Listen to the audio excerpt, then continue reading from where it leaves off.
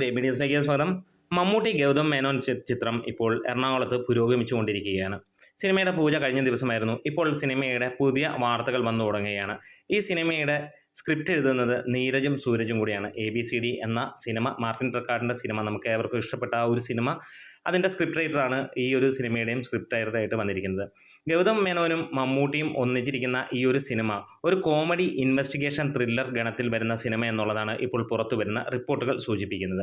എന്തായാലും ഷെർലക് ഹോംസിനെ വെല്ലുന്ന തരത്തിലുള്ള അല്ലെങ്കിൽ അതേ തരത്തിലുള്ള ഒരു ഡിറ്റക്റ്റീവ് മൂവി ആയിരിക്കും എന്നുള്ളതാണ്. ഇത് ഇപ്പോൾ ഫിലിമിൻ്റെ കൂടുതൽ ഡീറ്റെയിൽസ് പുറത്ത് വന്നുകൊണ്ടേ ഇരിക്കുകയാണ്. എന്തായാലും ഒരുപാട് ഒരു ഗ്യാപ്പാണ് ഈ ഒരു സിനിമയ്ക്ക് മുമ്പ് മമ്മൂട്ടിക്ക് വന്നിരുന്നത്. ശരിക്കും പറഞ്ഞാൽ 1 മാസത്തോളം അദ്ദേഹം ഈ ഒരു സിനിമയ്ക്ക് മുമ്പ് ഇടവേള എടുത്തിരുന്നു. സമീപകാലത്തൊന്നും അങ്ങനെ ഒരു ഇടവേള നമ്മൾ കണ്ടിട്ടില്ല. ഒരുപക്ഷെ ഒരേ സമയത്ത് 2 or 3 സിനിമകൾ ചെയ്യുന്ന മമ്മൂക്കയാണ് നമ്മൾ കണ്ടിട്ടുണ്ടായിരുന്നത്. എന്താണേലും ഇവിടെ ഒരു കാര്യം എടുത്തു പറയാനുണ്ട്. നീരജും സൂരജും സ്ക്രിപ്റ്റ് റൈറ്റിങ്ങിലൂടെ വരുമ്പോൾ ഗൗതം മേനോൻ മമ്മൂട്ടി പ്രൊജക്റ്റ് എന്താണേലും ഒരു ഷെർലക് ഹോംസ് ലൈക്ക് പേഴ്സോണയാണ് എന്നുള്ളത് തന്നെയാണ് അവർ പുറത്തുവിട്ടിരിക്കുന്ന റിപ്പോർട്ടും. ഒപ്പം ഒരുപാട് പേര് പ്രതീക്ഷിച്ചിരുന്നു ഇതൊരു കാക്കയോ അല്ലെങ്കിൽ വേട്ടയാട് വിളയാടയോ ഒക്കെ ആണെങ്കിൽ അതിൽ നിന്ന് ഏറെ വ്യത്യസ്തമാകുന്ന ഒരു കോമഡി ഇൻവെസ്റ്റിഗേഷൻ ത്രില്ലർ എന്നുള്ളതാണ്.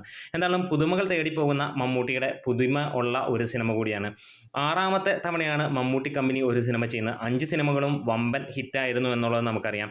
കഴിഞ്ഞ ദിവസം മമ്മൂട്ടിയുടെ അവസാനമായി 5ാമതായി ഇറങ്ങിയ മമ്മൂട്ടി കമ്പനിയുടെ സിനിമയുണ്ടായിരുന്നു ടർബോ എന്ന സിനിമ. അതിൻ്റെ ബഡ്ജറ്റ് പുറത്തു വന്നപ്പോൾ ഒരു കാര്യം നമുക്ക് വെളിവാകുന്നു. സിനിമ ഏകദേശം 4 ഇരട്ടിയോളമാണ് ലാഭം കൊയ്തിരിക്കുന്നത് എന്നുള്ളതാണ്. വെറും 23.5 കോടിയാണ് മമ്മൂട്ടിയുടെ റിന്യൂമറേഷൻ ഇല്ലാതെ സിനിമയ്ക്ക് വന്നിരുന്നതെന്ന് വൈശാഖ് തന്നെ പുറത്തുവിട്ട റിപ്പോർട്ടുകൾ വന്നു കഴിഞ്ഞപ്പോൾ ഈ സിനിമ അതിനു മുമ്പ് 70 കോടി എന്ന് വിശ്വസിച്ചിരുന്ന പലരും, അല്ലെങ്കിൽ പലരും അതിനകത്ത് വിശ്വസിച്ചിരുന്നു. ഇപ്പോൾ സിനിമയുടെ യഥാർത്ഥ ബഡ്ജറ്റ് പുറത്തു വരുമ്പോൾ വമ്പൻ വിജയമായി എന്നുള്ളൊരു കാര്യവും അറിയുകയാണ്. അങ്ങനെ മമ്മൂട്ടി കമ്പനി തൊട്ട എല്ലാ പടങ്ങളും വമ്പൻ ഹിറ്റുകളായിരിക്കുന്നു. ഈ 6ാമത്തെ സിനിമയും ജനങ്ങൾ പ്രതീക്ഷിക്കുന്നത് വ്യത്യസ്തത പുലർത്തുന്ന സിനിമ തന്നെയാണ് എന്നുള്ളതാണ്.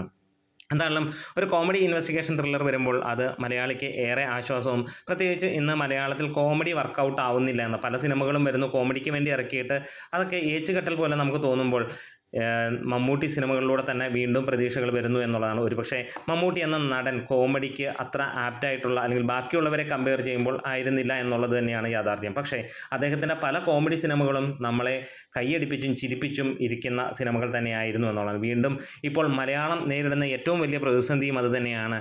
കോമഡി സിനിമകൾക്ക് ആളില്ല എന്നുള്ളതാണ്. പണ്ടത്തെ കോമഡി നടന്മാർ അല്ലെങ്കിൽ മുൻനിര നായകന്മാർക്ക് ഇന്ന് കോമഡി വഴങ്ങുന്നില്ല. ഏജ് ഒരു പ്രോബ്ലം തന്നെയാണ്. പക്ഷേ മമ്മൂട്ടി എന്ന നടന് അത് പ്രശ്നമാകുന്നില്ല എന്നുള്ളതാണ്. ടർബോയിൽ നമുക്ക് കാണാൻ കഴിഞ്ഞു. സാധാരണ ചെറിയ ലെവലിലുള്ള കോമഡി ആണെങ്കിൽ പോലും അത് വർക്കൗട്ട് ആയിട്ടുണ്ടായിരുന്നു എന്നുള്ളതാണ്. അത് സിനിമ കണ്ടിറങ്ങുന്നവർ ആ കോമ്പിനേഷനിൽ മമ്മൂട്ടിയുടെയും ബിന്ദു പണിക്കറിൻ്റെയും കോമ്പിനേഷനുള്ള ചെറിയ ചെറിയ തമാശകൾ എൻജോയ് ചെയ്തും അത് നല്ല ലെവലിലുള്ള ഒരു സ്റ്റാൻഡേർഡ് കോമഡി എന്നുള്ള പേരും വന്നു. ഇനിയിപ്പോൾ OTTയിൽ വരുമ്പോൾ പല സിനിമയ്ക്കും വലിയ കോമഡി എന്ന് പറഞ്ഞ് വന്ന സിനിമകൾക്കുണ്ടായ ട്രോളുകൾ ഈ സിനിമയ്ക്ക് ഉണ്ടാവില്ല എന്നും ഉറപ്പിക്കാവുന്നതാണ്.